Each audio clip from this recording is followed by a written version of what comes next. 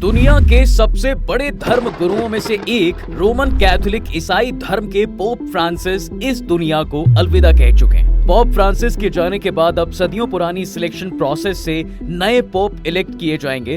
ये पूरा selection process क्या है, अब नेक्स्ट पोप कौन होंगे, इसके अलावा आपने कभी सोचा है कि जब पोप मरते हैं तो उनकी अंगूठी क्यों तोड़ी जाती है? नए पोप के लिए जब सीक्रेट वोटिंग होती है तो चर्च में धुआं क्यों उठता है? हम इन सारी बातों को आसान भाषा में आपको एक एक करके बताएंगे, लेकिन इससे पहले जान लेते हैं कि उनकी मौत कैसे हुई। दरअसल इसी साल 14 फरवरी को उन्हें रोम के जेमेली अस्पताल में भर्ती कराया गया था। शुरुआती जांच में पता चला कि ब्रोंकाइटिस के सिम्टम्स बढ़ गए थे। ब्रोंकाइटिस यानी कि उनकी सांस की नली में सूजन हो गई थी। डिटेल जांच में पता चलता है कि उनके दोनों फेफड़ों में निमोनिया था। इस कंडीशन को डबल निमोनिया कहा जाता है। इसके बाद 23 फरवरी को वेटिकन सिटी से हेल्थ बुलेटिन जारी हुआ। उससे पता चला कि पोप की हालत सीरियस बनी हुई है और ब्लड टेस्ट में किडनी फेलियर के सिम्टम मिले हैं। इसके 61 दिन बाद यानी 21 अप्रैल को उनकी मौत हो गई। अब आगे बढ़ने से पहले थोड़ा बेसिक क्लियर कर लेते हैं। जैसे कि हम पोप के बारे में काफी कुछ सुनते आए हैं, लेकिन असल में पोप होता कौन है?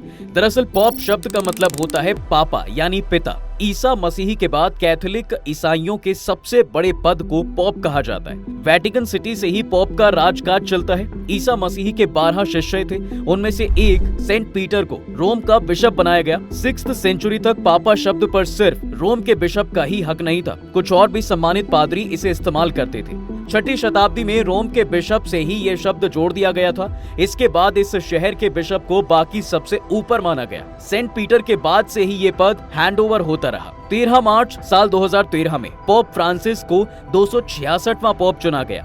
दरअसल बिशप वो व्यक्ति होता है जो कई चर्चेस की देखभाल करता है और वहाँ के पादरियों को गाइड करता है। पोप की मौत की सूचना देने का तरीका थोड़ा कैजुअल है। दरअसल पोप के अलावा कैथोलिक चर्च के दुनिया भर में 252 मेन पादरी हैं, जिन्हें कार्डिनल कहा जाता है। ऐसे में 5 कार्डिनल भारत में भी है। इन्हीं में से एक वेटिकन के सबसे सीनियर कार्डिनल दूसरे सीनियर कार्डिनल्स को बताते हैं कि पोप की मौत हो गई है। इसके बाद वो वेटिकन एडमिनिस्ट्रेशन को इन्फॉर्म करते हैं, फिर एडमिनिस्ट्रेशन वहाँ की मीडिया को इन्फॉर्म करता है। सीनियर कार्डिनल को कैमरलेंगो कहा जाता है। अभी ये पोस्ट आयरिश मूल के कार्डिनल केविन फेरेल के पास है।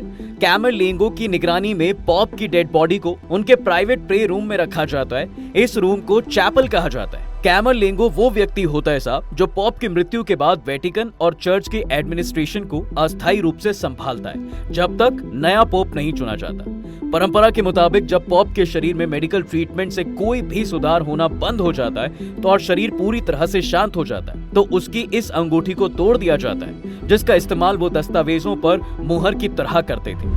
ये पोप के शासन के अंत का सिंबल होता है। इसके बाद ही पोप के चैपल को पूरी तरह सील कर दिया जाता है। अब यहाँ तक आपको क्लियर हो गया होगा, तो आइए जानते हैं पोप के मरने के बाद डेड बॉडी का क्या होता है। तो आपको बता दूं कि पोप की मृत्यु के बाद 9 दिनों तक शोक मनाया जाता है। अभी रिसेंट में इंडिया भी 3 दिन का शोक मना रहा है। दरअसल रोम की प्राचीन प्रथा के अनुसार इस ड्यूरेशन को नोवेंडियल के नाम से जाना जाता है। इस दौरान पोप को ईश्वर का आशीर्वाद भी दिया जाता है। उन्हें पोप के कपड़े पहनाकर सेंट पीटर बेसिलिका नाम की जगह पर ले जाया जाता है। सेंट पीटर बेसिलिका असल में रोम के पहले पोप सेंट पीटर को दफनाने की जगह है। यहाँ लोग पब्लिकली पोप फ्रांसिस के अंतिम दर्शन करेंगे। ऐतिहासिक रूप से पोप की मृत्यु के बाद उन्हें दफनाने के बीच के समय में डिपार्टेड्स बॉडी यानी पार्थिव शरीर को संभाल कर रखा जाता है। वैसे पहले पोप के शरीरों से उनके कुछ अंग भी निकाल लिए जाते थे। रोम में 18वीं सदी में बनाया गया एक फव्वारा है, इसे ट्रेवी फाउंटेन कहा जाता है। इसके पास एक चर्च में 20 से ज्यादा पोपों के हार्ट को संगमरमर पत्थर के बने कलशों में रखा हुआ है। ये परंपरा 16वीं से 19वीं सदी तक चली, लेकिन उसके बाद बंद हो गई। पोप फ्रांसिस ने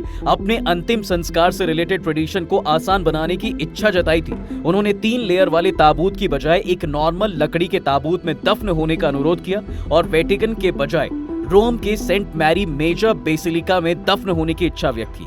उन्होंने अपने शरीर से किसी भी अंग को निकालने की अनुमति नहीं दी थी। तो अब सवाल है साहब कि पोप फ्रांसिस को कहां दफनाया जाएगा? देखिए, पोप के शव को आमतौर पर उनके निधन के 1 हफ्ते बाद दफनाया जाता है।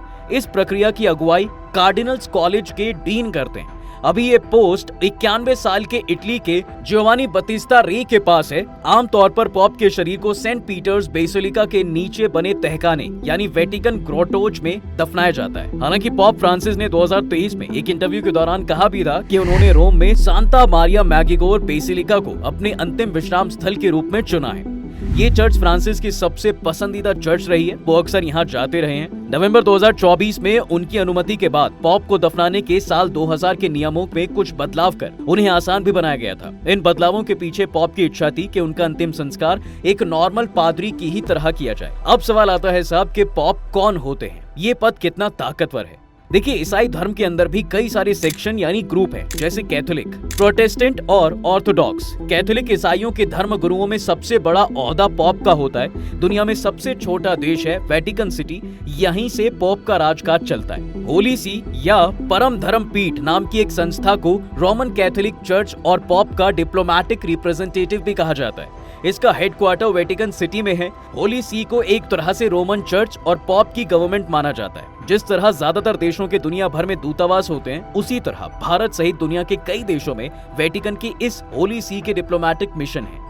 इन्हें वेटिकन का धार्मिक राजदूत आवास या एपोस्टोलिक नंसिएचर कहते हैं। पॉप फ्रांसिस को दुनिया के ज्यादातर ईसाई देश सबसे बड़ा धर्मगुरु मानते हैं। ईसाई धर्म के मामलों में पॉप के आदेश आदर के साथ स्वीकार किए जाते हैं। इन देशों के सामाजिक और राजनीतिक मामलों में भी अक्सर पॉप के रुख का ही असर होता है। नियम के मुताबिक पॉप ताउम्र अपने पद पर रहते हैं, लेकिन 28 फरवरी 2013 को पॉप बेनेडिक्ट 16 ने अपनी उम्र और बीमारी का हवाला देते हुए पद से अपने इस्तीफा की घोषणा की थी। रोमन कैथोलिक चर्च के इतिहास में पहली बार ऐसा हुआ था जब किसी पॉप ने खुद से पद छोड़ा हो। बेनेडिक्ट के बाद ही फ्रांसिस ने उनका पद संभाला था। 13 मार्च 2013 को इटली के कवि सेंट फ्रांसिस ऑफ असीसी के सम्मान में आयोजित पोपों के एक सम्मेलन में अर्जेंटीना के कार्डिनल खोर्खे मारियो बेरगोग्लियो को नया पॉप चुना गया था। नया पॉप चुने जाने के बाद उनका नाम पॉप फ्रांसिस हो गया। वो बेनेडिक्ट के उत्तराधिकारी चुने गए। नए पॉप का चयन होने के बाद कार्डिनल्स कॉलेज का एक रिप्रेजेंटेटिव सेंट पीटर्स बेसिलिका की बालकनी से हजारों लोगों के सामने लैटिन भाषा में घोषणा करता है, पीमस पापम, यानी हमारे पास एक पॉप है। इसके बाद चुने गए पोप एक नया पॉप नेम चुनते हैं। ये आमतौर पर किसी पुराने सेंट या पॉप के सम्मान में उनके नाम पर ही होता है। नए पॉप एक नया कासक यानी पूरा शरीर ढकने वाली पोशाक पहनकर जनता को बेसिलिका की बालकनी से पहला संबोधन भी देते हैं।